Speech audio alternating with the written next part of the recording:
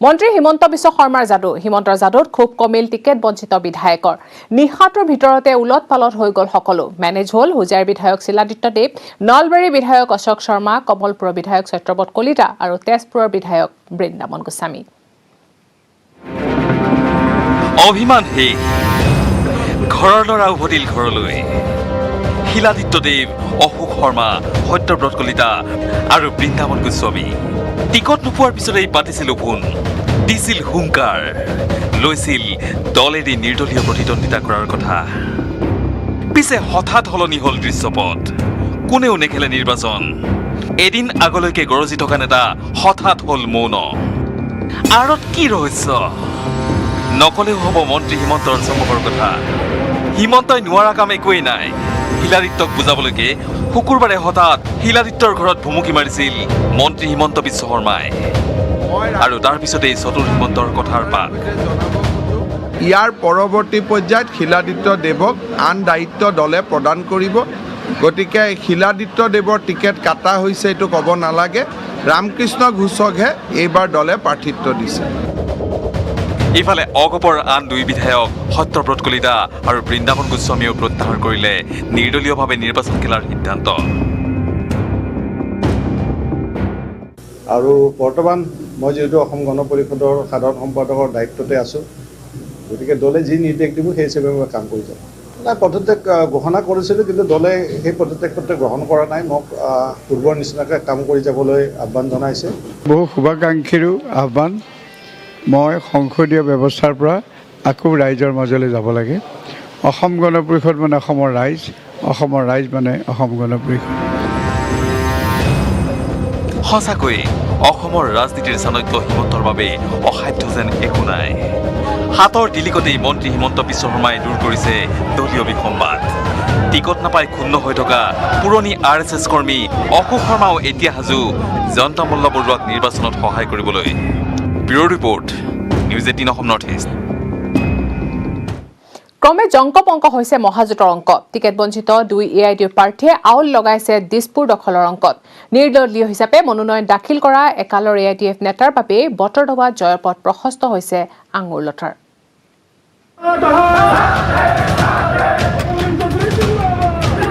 মহাজোঁটত মহাসংকট ৰূপহীহাট আৰু বটদ্ৰৱাত বঙহৰ যুঁজ টিকট বঞ্চিত AIUDFৰ নেতাই নিৰ্দলীয় প্ৰাৰ্থী হিচাপে সমষ্টি দুটাত মনোনয়ন দাখিল কৰাৰ পাছতে আউল লাগিছে মহাজোঁটৰ অংকত ৰূপহীহাটত নুৰুল আমিন চৌধুৰী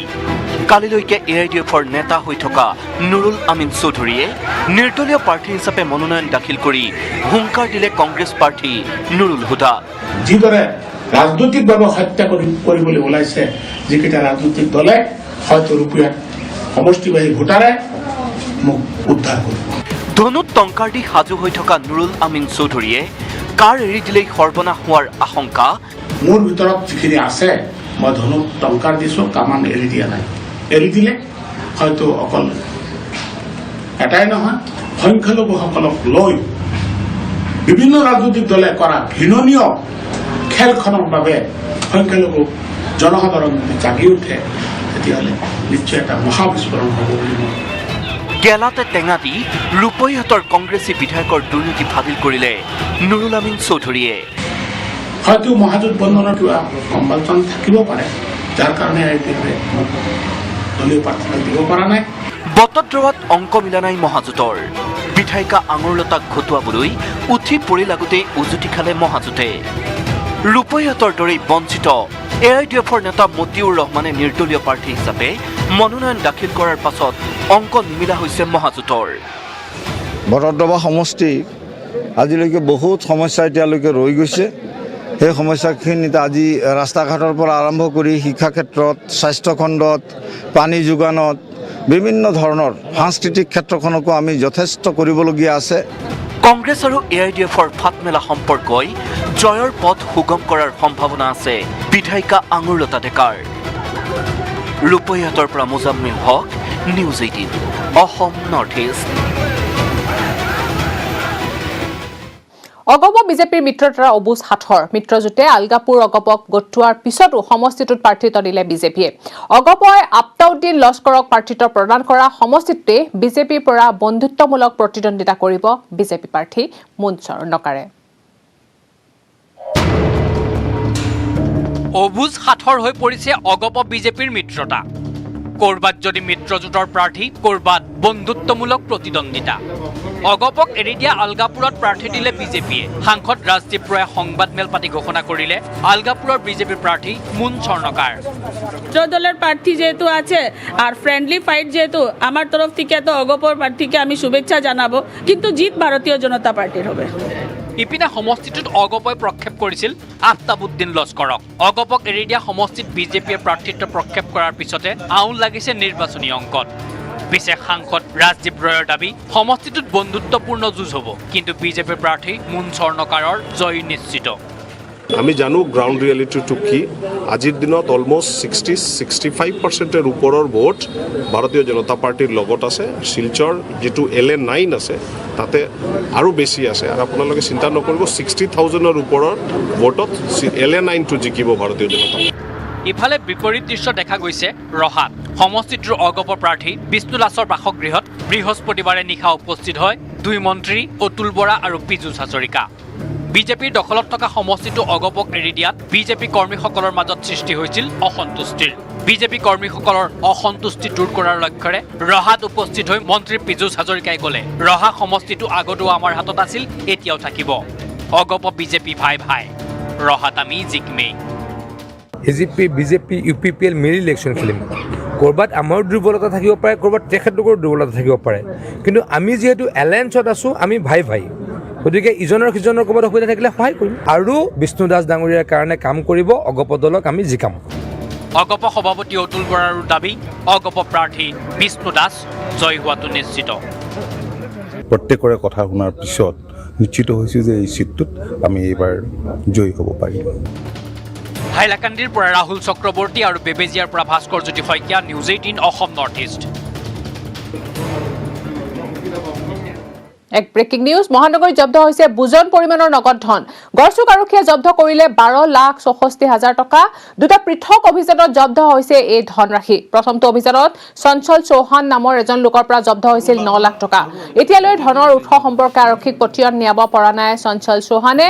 আন এক অভিযানত গড়চুক আৰক্ষীয়ে জব্দ কৰিছে 3,64,000 টকা তীৰ্থপ্ৰতিম দাস নামৰ এজন যুৱকৰ পৰা জব্দ কৰা হৈছে এই বৃহৎ ধনৰাশি বৰমা শান্তিপুৰত ঘৰ তীৰ্থপ্ৰতিম দাসেও দেখুৱাব পৰা নাই ধনৰ উৎস সম্পৰ্কীয় কোনো ধৰণৰ নথিপত্ৰ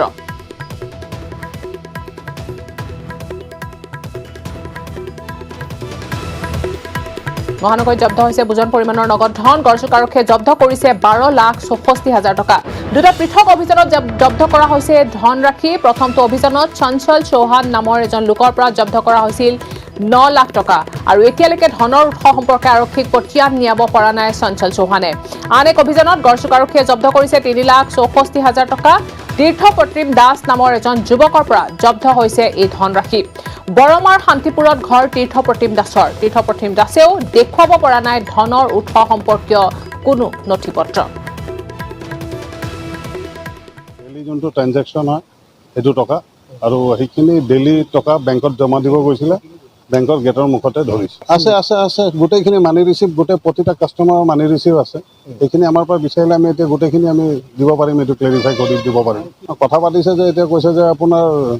যোনটো ফ্লাইং স্কোৱাড আছে যোনটো ইহঁতে আহিব আহি কিনে অচিলৰ লগত কথা পাতি কিনে তাৰপাছত এইটো ক্লেৰিফাই কৰিব 2020 চনৰ সাহিত্য একাডেমী বঁটা ঘোষণা ডক্টৰ অপূৰ্ব কুমাৰ শইকীয়ালৈ সাহিত্য একাডেমী বঁটা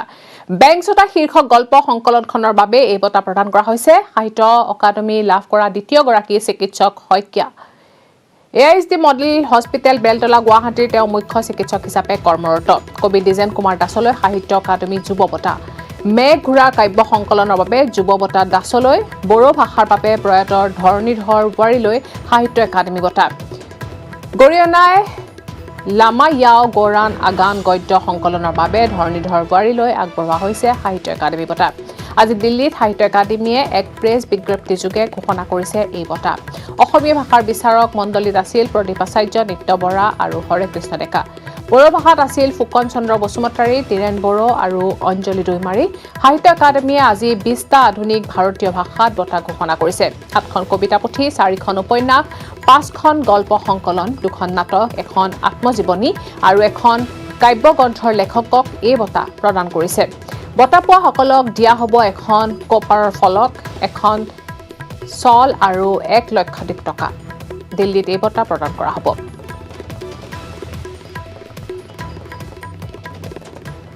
আৰু অৱশ্যে মোৰ নিৰ্দিষ্ট পাঠক আছিলেই পাঠকৰ মৰম চেনেহ মই পাইছোৱেই আৰু সামগ্ৰিকভাৱে পাঠকৰ লগত মোৰ এটা যোগসূত্ৰ আছে ঘনিষ্ঠ এটা মানসিক সংযোগো আছে কিন্তু আজি বঁটাপ্ৰাপ্তি এটা স্বীকৃতি প্ৰদান কৰিলে আৰু সেইটোৱে মোক আনন্দিত কৰিছে এইকাৰণে যে অন্ততঃ মোক ভাল পোৱা মানুহখিনি বা মোৰ যিখিনি পাঠক যাৰ লগত মই নিজকে চিনাক্ত কৰোঁ বা আইডেণ্টিফাই কৰোঁ তেওঁলোক সুখী হৈছে কাৰণে মোৰ ভাল লাগিছে মই নিজেকৈতো সুখী হৈছোৱেই আৰু সেইকাৰণে সুখৰ মানে পৰিধিটো বাঢ়িছে অলপ চিকিৎসাৰ ক্ষেত্ৰত মই কিছুমান ত্যাগ কৰিবলগীয়া হৈছে সাহিত্যৰ স্বাৰ্থত আৰু যিহেতু সাহিত্য মোৰ প্ৰথম প্ৰেম আছিলে মই শ্ৰেণীতে প্ৰথম গল্পটো লিখিছিলোঁ জীৱনৰ আমাৰ নগাঁও চৰকাৰী উচ্চতৰ মাধ্যমিকৰ উদয় বুলি আলোচনীখনত আৰু তাৰ পিছত মই চিকিৎসকো হ'লোঁ চকু বিশেষজ্ঞ হ'লোঁ কেন্দ্ৰীয় চৰকাৰৰ মই এতিয়া মুখ্য চিকিৎসা বিষয়া হৈ আছো শ্ৰম বিভাগত গতিকে নিশ্চয় মোৰ দিগদাৰ হৈছে নোহোৱা নহয় কিন্তু মই সময় উলিয়াব পাৰিছোঁ কাৰণ কিবা এটা বস্তু ভাল পালে তাৰ কাৰণে সময় দিবই লাগিব আৰু সেই সময়টো উলিয়াবও পাৰি টাইম মেনেজমেণ্টৰ কথা আছে সময় কেনেকৈ ব্যৱহাৰ কৰিব লাগিব ভাল ধৰণে এইটো মই অলপ অকণমান আয়ত্ব কৰিছোঁ হয়তো সেইকাৰণে মই পাৰিছোঁ দুইটা আচলতে সমান্তৰালভাৱে লৈ যাবলৈ সক্ষম হৈছোঁ বুলি ভাবোঁ আৰু নিজকে আৰু এই বঁটাপ্ৰাপ্তিৰ খবৰে আচলতে মোক বুলিয়ে নহয় মোৰ পৰিয়ালবৰ্গ লগতে মোৰ সৈতে যুক্ত হৈ থকা প্ৰায় ধৰক মোৰ সুহৃদ অনুজ অগ্ৰজ আটাইকে হয়তো সুখী কৰিছে আৰু এই নিৰ্বাচনৰ বাবে যিসকলে নিৰ্বাচন কৰিলে তেখেতসকলকো মোৰ তৰফৰ পৰা কৃতজ্ঞতা ধন্যবাদ জ্ঞাপন কৰিছোঁ এতিয়া অনুভৱ বুলি ক'লে এতিয়া বৰ মিশ্ৰিত এটা অনুভৱ হৈছে আচলতে মই ঘৰ পোৱাহিয়ে নাই মই গাড়ী চলাই আহি আছোঁ এঠাইৰ পৰা ৰৈ দিব লগা হৈছে নিঃসন্দেহে সুখী কৰিছে আৰু দায়িত্ব বাঢ়িছে আচলতে সেই দায়িত্বৰ প্ৰতি এই খবৰটিয়ে মোক সজাগ কৰিব আৰু সজাগ কৰি ৰাখিব প্ৰতিনিয়ত আৰু তাৰ বাবে মই সাজু থাকিব লাগিব ৰাজ্যত পুলিচে নিৰ্বাচনৰ গৰম বতাহ যোৰহাটত ভোট যুদ্ধৰ বাবে সাজু হৈছে 2 গোস্বামী গহপুৰত সমুখ সমৰত 2 বৰা নগাঁৱত চাবলগীয়া হ'ব 2 শৰ্মাৰ যুঁজ